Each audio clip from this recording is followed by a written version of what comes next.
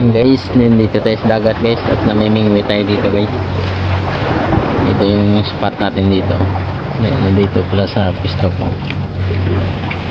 Yung parang recraft yan dito guys. At yan yung paligid dito guys sa pinipisto ko guys.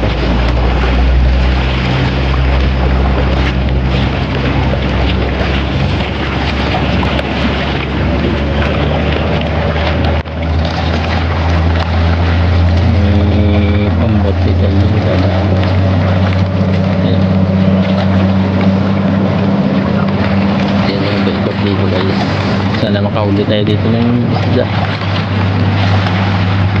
Yung mga bahay dyan sa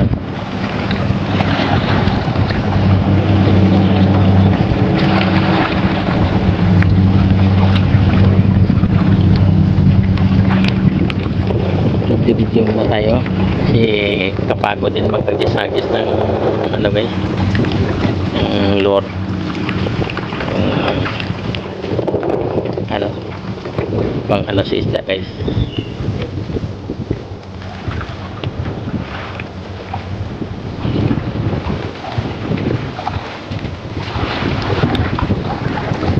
Video na tayo sa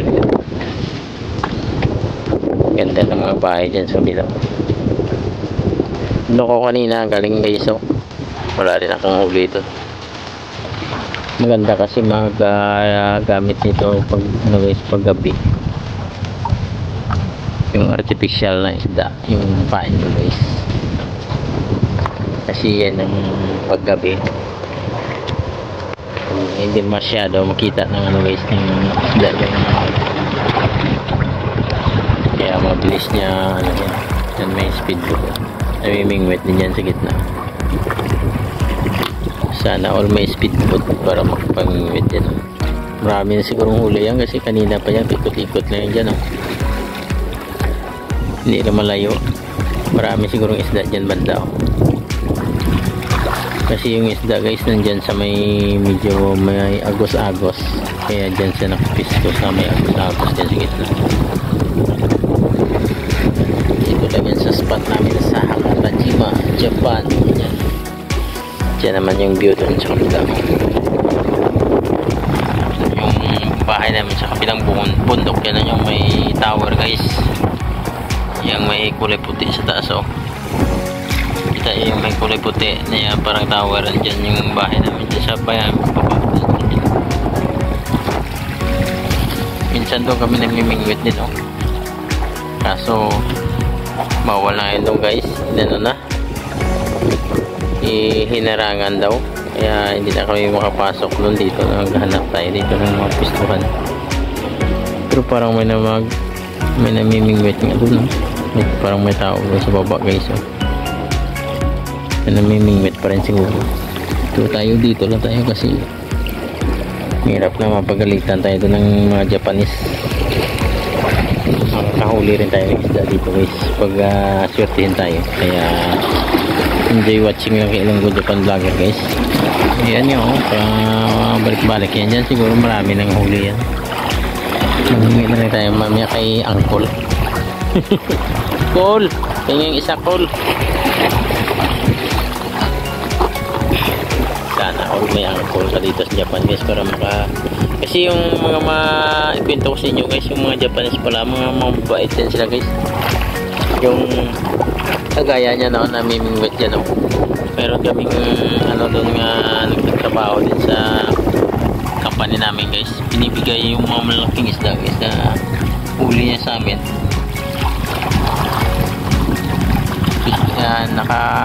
Kung binigyan ako ng 3 piraso, pinamigay ko rin siya kasama ko yung ate namin guys.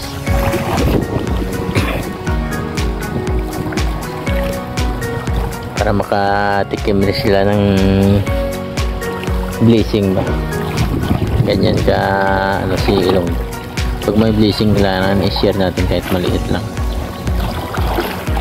kasi pagkain lang yan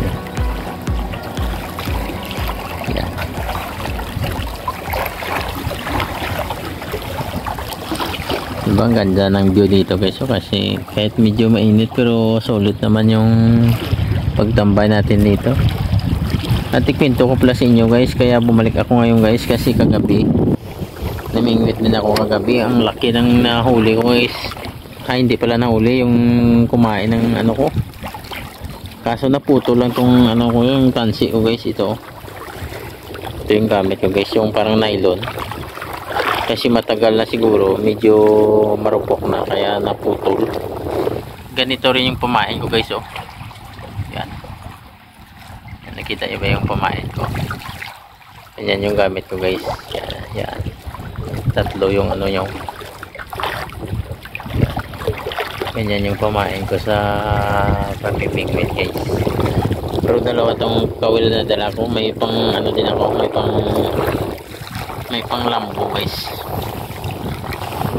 Kasi hindi ko lang ginagamit kasi wala akong kumain na dala. Yung pusit. So pag makakita tayo mamaya ng seal dito, pwede rin natin ipain. Tingnan nyo si Uncle, nakatambay lang dyan. Siguro marami lang huli niya. Yan. Enjoy watching lang sa mga magagandang view dito guys, sa pisto ni Ilonggo Japan Vlogger. Yan. Maraming salamat pala sa suporta nyo, lalong lalo na sa bahay kubo dyan, sa palaging nakasuporta sa channel ko guys. Maraming salamat. God bless inyong lahat yan, pati na rin sa Team Tuba. Yan, kay Mami T at sa mga members ng Team Tuba, maraming salamat yan. God bless din sa inyong lahat. Yan. Enjoy lang sa pag-upload ng mga video natin kahit walang kalatoy-latoy, para ito paano may ano tayo guys, ang libang-libang natin habang ano tayo, hindi tayo maburing ba, hindi tayo makaisip ng mga masasamang gawain, kasi nalilibang tayo sa pag-upload ng mga magandang video guys. Nakakatulong ka pa sa mga iba, may income ka pa. Kasi kagaya sa akin guys, dito yan sa pisto ko guys sa Japan, hindi mo basta-basta makita to sa atin sa Pinas, yung mga ganitong tanawin, kasi exclusive yan dito sa Japan. Yan. Kasi doon sa atin walang mga ganito makita mo, pag pang talaga, pang, pero dito tingnan nyo yung nakapistohan ko dito, ang ganda pamingwitan. Yan, at ang maraming spot dito, mga sibol.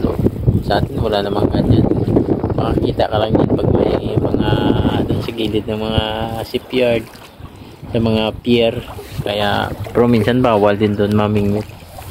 Pero dito guys, marami talagang spot dito, yung mga malalayo nga dito, kaya dumadayo kasi maraming isda dito. Kaya sana swerte tayo guys, at magkabiyaya tayo mamaya, makahuli tayo ng isda. Kahit guys, swerte na rin tayo kasi tingnan nyo yung view dito, napakaganda, sulit yan yung pag ano natin dito guys. Pero mas sulit pag makahuli tayo mamaya ng malaki. Sana makahuli tayo guys. Yan.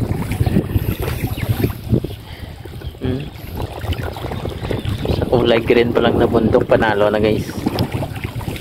Diyan may isla din yan sa gitna. Isla lang yan.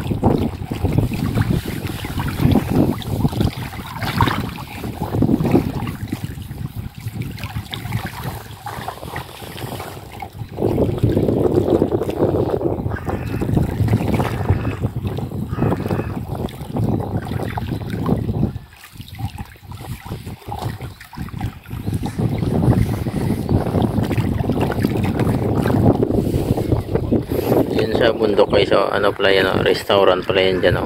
Yan,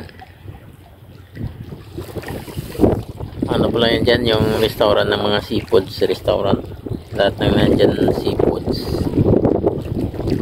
Yan sa bundok na yan. At yan naman yan,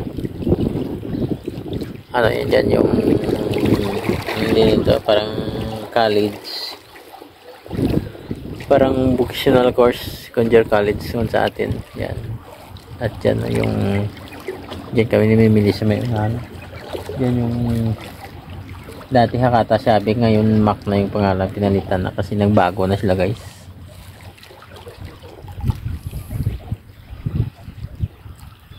Yan.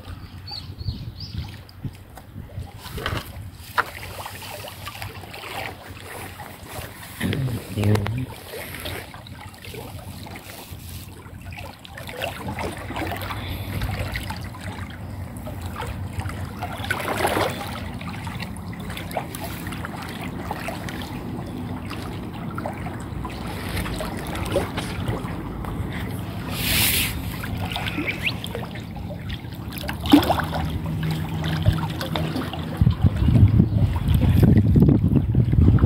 Yan, may namimingwit din guys. Oh. Tignan nyo.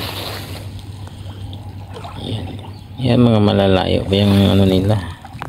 Malalayo pa yung mga pinanggalingan nila. Sila oh. Tignan nyo. Ibang ano pa yung pinanggalingan nila yan. Ibang probinsya. Kasi yung Hakata Jima dito, fishing spot daw ng kwan, sabi ng mga Hapon. Sabi lang ng mga Hapon din. Pero totoo naman talaga maraming isda. Kagabi nga marami kong pusit na huli guys, mga malalaki.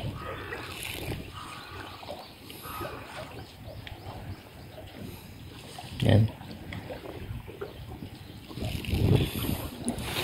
Shout out na sa mga kasama ko sa trabaho sa Morady Boys. Yan. At sa mga kasama ko sa bahay, shout out din.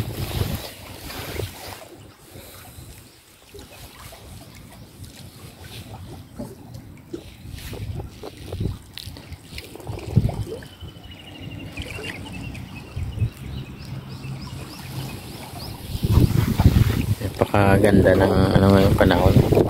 So